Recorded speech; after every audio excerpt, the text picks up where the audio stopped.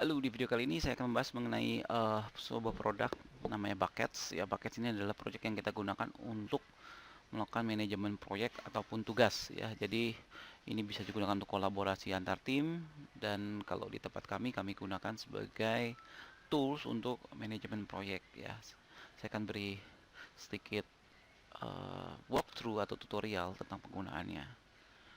Nah, di Buckets ini kita menggunakan yang namanya Kanban board ya. Jadi kalau kalian yang udah biasa pakai Trello ya mungkin untuk pindah ke Buckets ini tidak terlalu sulit ya karena pada dasarnya prinsipnya sama. Cuma memang di Buckets ini punya berbagai fitur yang membuat sebuah project management itu atau manajemen tugas jadi cukup efisien ya. Oke, saya kasih tahu dulu buat yang belum pernah pakai Kanban board ya. Jadi ini misalnya kita sebuah project, let's say namanya web development project gitu ya, atau nama klien atau apa gitu ya. Jadi kita tinggal create seperti ini. Nah, ini adalah Kanban board. Jadi sebuah project itu dibagi jadi stages ya. Mereka sebutnya kolom ya. Jadi inilah tahapan yang perlu dilakukan, yang sedang dilakukan atau yang sudah selesai. Ya kita bisa tambah kolomnya seperti ini, misalnya eh,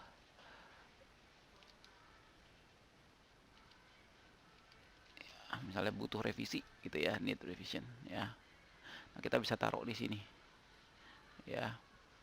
Jadi terus dari kolom ini kita punya yang namanya card ya. Jadi kita tinggal klik sini new card. Kita bisa set nama cardnya, misalnya dalam pembuatan website kita butuh namanya analisa situs gitu ya misalnya. Nah, ini saya close dulu. Kemudian saya butuh lagi card namanya setelah analisa kita butuh web design mockup misalnya seperti ini. Nah, jadi nanti yang dikerjakan oleh tim ya misalnya ini kita bisa undang member baru di sini ya. Yang dikerjakan oleh tim adalah setelah mereka mau melakukan web design mockup ya. Saya mau ngedesain mockup nih misalnya atau ngedesain layout website di Photoshop misalnya.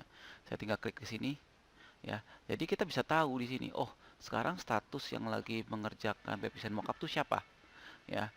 Begitu saya selesai saya bisa pindahkan ke sini gitu. Nah, untuk tim ya, kita bisa tambahkan member di sini. Misalnya saya tambahkan member ya di sini. Nah, ini misalnya saya bisa search, ya, saya tambahkan member ini misalnya. Oke, ya. Nah, saya bisa assign ya. Jadi misalnya saya kembali ke doing di sini. Misalnya yang mengerjakan web design mockup ini adalah Dewi gitu ya. Jadi kita bisa klik di sini ya. Ini adalah apa yang bisa kita set di card ya. Kita bisa set notes-nya ya, misalnya yang perlu dikerjakan di sini apa gitu kan. Kita bisa kasih checklist, jadi daftarnya apa aja gitu ya. Eh, Kalau kita mau bikin komentar ya, kita bisa kasih attachment file, kita bisa kasih label, kita bisa kasih deadline, kita bisa copy, kita bisa share, kita bisa buang ya. Jadi ini adalah menu yang bisa kita atur. Nah, yang menarik di sini adalah kita bisa assign tugas tadi ya saya bilang ya. Misalnya saya mau kasih tugas ke Dewi gitu ya. Jadi saya klik di sini, saya pilih Dewi, saya buang saya punya. Oke. Ya. Ya, jadi di sini edit Dewi, kemudian buang Victor gitu ya. Nah, di saat close saya bisa tahu nih dari sini yang lagi bikin web design mockup tuh siapa. Ya, yang lagi bikin analisa situs harusnya siapa nih, to do nih belum kita lakukan ya. Dan ini setiap label daripada kolom bisa kita atur ya. Jadi fase-fasenya ini bebas. Ya, kita tinggal mainin ini yang ngerjakan siapa, sudah sampai mana gitu ya. Ya, jadi ini project management tapi bentuknya visual. Nah, kembali lagi yang menarik di sini adalah kita bisa kasih label ya. Label ini, label ada di kanan ya. Jadi label ini misalnya kita bilang merah ini artinya urgent ya, sorry, atau ini harus dilakukan, misalnya ada bugs ya, atau udah lewat deadline gitu ya, kita bisa kasih label. Nah, kita nanti di sini ada merahnya, jadi kita bisa tahu nih secara layout, secara project management keseluruhan task atau tugas mana yang sangat urgent ya. Ini pun bebas ya. Ada beberapa perusahaan pakai label ini sebagai tipe proyek, misalnya merah itu web, misalnya oranye ini PPC, ya, hijau ini misalnya video gitu ya. Jadi terserah ya, kita bisa buat label di sini. Oke. Nah, ini adalah notes ya. Jadi kita bisa bikin notes misalnya di sini web design, berarti gaya desain misalnya minimalis ya. Gaya desain minimalis, misalnya kita bilang klien suka dengan efek paralak misalnya, seperti ini ya. Kita save ya. Jadi ini notes ya. Checklist ini tugas-tugasnya. Jadi kita bisa set nih ya. Jadi misalnya ini untuk web design to do checklist misalnya ya. Jadi to do checklist misalnya kita butuh step pertama buat mockup untuk halaman depan misalnya. Kemudian buat alternatif halaman depan misalnya. Baru setelah halaman depan ACC kita bilang misalnya buat mockup inner ya. Nah, misalnya 3 aja ya. Jadi di 3 ini kita bilang buat mockup front page, buat alternatif front page. Jadi misalnya kita mau bikin 2 desain, kemudian kita setelah di ACC kan kita mau step ininya. Nah, kita bisa checklist di sini ya. Atau ini kita bilang design process gitu ya.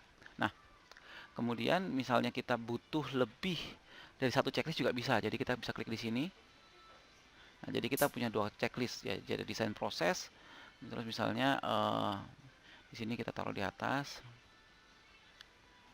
ya, kita set misalnya ini bukan desain proses tapi client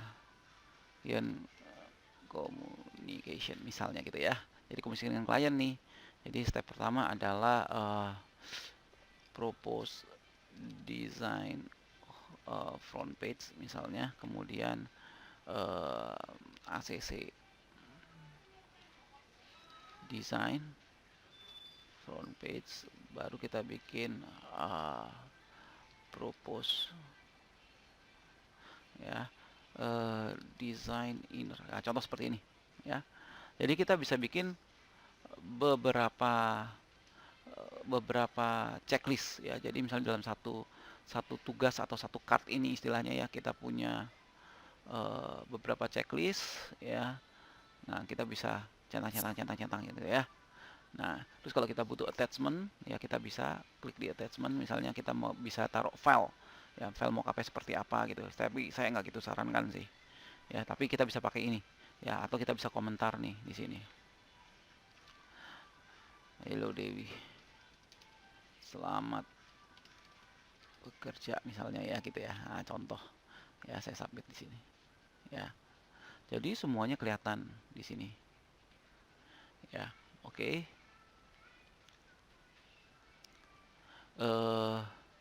Jadi ini mengenai card ya. Jadi simple ya. Jadi mungkin kalau kita nyoba fitur-fitur ini mungkin 10-15 menit selesai ya untuk pemahamannya. Nah, yang menarik adalah di sini juga ada tombol rahasia, yaitu pada saat kita tekan huruf F ya, kita bisa filter nih ya. Contoh nih, misalnya analisa situs, saya butuh deadline-nya besok misalnya jam 10. Jadi kita udah kasih tim kita nih deadline besok jam 10 pagi misalnya. Nah, yang menarik di sini kan saat kita tekan tombol F ada 2 filter. Yang pertama filter label. Tadi kita udah tahu ya, label merah misalnya urgent. Jadi dalam satu proyek misalnya cardnya udah banyak, kita mau tahu nih yang urgent mana aja, kita tinggal klik yang merah ya. Nanti ya kita bisa ganti warna-warnanya di sini. Kalender. Jadi begitu kita set yang deadline tanggal 30 Maret tuh apa aja, misalnya klik di sini, nanti semua yang nggak 30 Maret hilang. Ini tentang kelola manajemennya. Nah, yang menarik apalagi? Yang menarik adalah di sini kita bisa lihat aktivitas ya. Jadi kita klik di feed di sini. Nah, kita bisa tahu nih ada timelinenya. Oh, si Victor Iwan ini ngapain aja Ya, jadi ada fitnya. Oh, dia pindah ini ke sini, ini udah gini, udah gini. Jadi kalau di project manajemen kita bisa tahu tim mana yang nggak efektif nih. Dia nggak nulis card, dia nggak pindah-pindahin card gitu, kelihatan ya. Ya. Kemudian kita juga bisa tahu nanti pengerjaannya. Misalnya dari done sampai dari doing sampai done itu mereka butuh waktu berapa lama bisa kelihatan. Nah, ini juga kita bisa filter di sini. Ya, misalnya saya mau analisa yang mockup aja, jadi saya klik mockup. Nah, mockup. Nah, kita bisa kelihatan di sini. Ya, ini efektif banget nih. Jadi kita bisa tahu nih mockup prosesnya udah sampai mana aja. Ya, historinya seperti apa gitu. Nah, terus fitur apa lagi? Oh, ada fitur bucket. Ini juga hebat ya. Jadi fitur bucket itu seperti ini. Kita misalnya mau tracking semua yang terjadi di web development ini. Ya, jadi kita klik tanda bucket di sini. Kita bikin bucketnya. Di sini misalnya tracking web development. Nah, yang bisa di-track tuh apa? Yang bisa di-track tuh dari project-nya atau card-nya ya. Ada koneksinya juga misalnya project tapi yang dikerjakan oleh Victor atau dikerjakan oleh Dewi. Ya, jadi ini bisa kita kombinasi mau ataupun keywordnya. Ya, jadi ini hebat banget ya. Saya ambil contoh yang paling sederhana adalah kita tracking bucket project-nya ya. Jadi saya klik di sini ya, submit. Nah, jadi bisa tracking web development nih, hebatnya seperti ini. Jadi ini akan ada di mana aja. Jadi misalnya kita di halaman mana, dia ada terus. Jadi kalau tim kita melakukan sesuatu seperti misalnya dia ngerubah dari doing ke done, misalnya ini saya pindahin ke sini, ya, dia akan muncul di sini. Nah, ya, jadi kita nggak harus ke feed nih. Jadi kita tinggal bikin satu tracking, ya, dan tracking ini bisa banyak. Jadi misalnya saya mau tracking analisa situs nih udah mana misalnya ya. Jadi ini analisa situs juga ada URL-nya, kita copy, ya, kita bikin bucket tracking analisa situs misalnya seperti ini ya. Kita tracking paketnya, submit. Nah ya, jadi kita udah punya dua tracking di sini ya. Jadi misalnya analisa situs, saya bikin komen baru, butuh konsultasi ke klien misalnya seperti ini ya. Ya, saya submit. Nah, langsung di sini track analisisnya jalan ya.